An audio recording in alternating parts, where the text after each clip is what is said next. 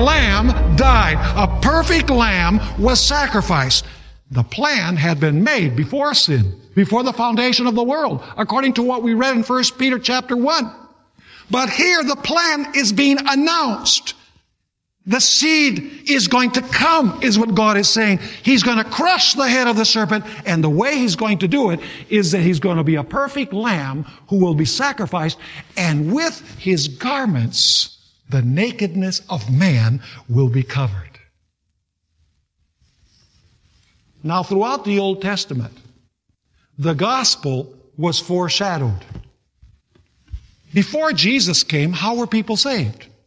You know, some people think that people were only saved after Jesus died on the cross. The fact is, how was Israel saved in the Old Testament?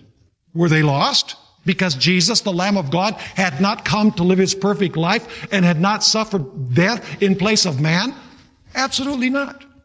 God provided a way, even in the Old Testament, so that Adam and Eve and all of their descendants, before Jesus came, could understand that a perfect lamb was going to come and live a perfect life, and then that lamb was going to die for the sins of man. And we're talking about a person. But the way that God illustrated it in the Old Testament was by the sacrificial system, the ceremonial system that God gave to Israel.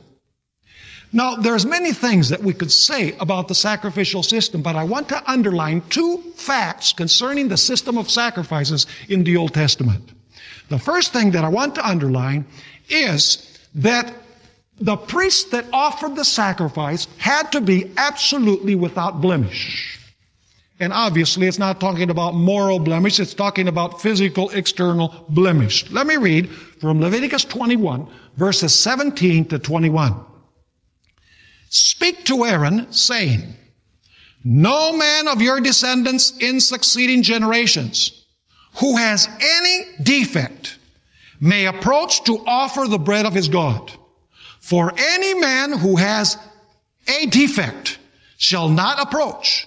A man blind or lame who has a marred face or any limb too long, a man who has a broken foot or broken hand, or is a hunchback or a dwarf, or a man who has a defect in his eye, or eczema, or scab, or is a eunuch.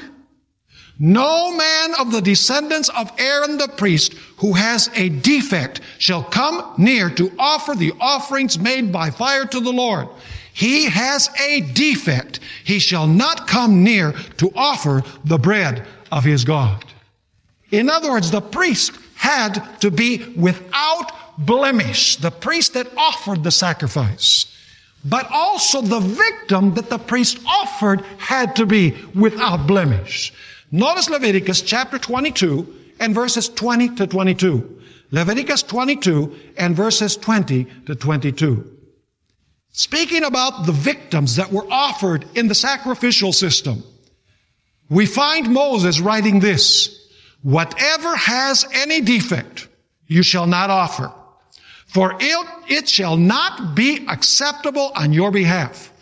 And whoever offers a sacrifice of a peace offering to the Lord to fulfill his vow, or a free will offering from the cattle or the sheep, it must be perfect to be accepted.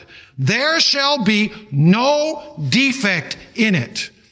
Those that are blind or broken or maimed, or have an ulcer or eczema or scabs, you shall not offer to the Lord, nor make an offering by fire of them on the altar to the Lord. In other words, the priest that offered the sacrifice had to be without blemish, and the sacrifice that he offered also had to be without blemish.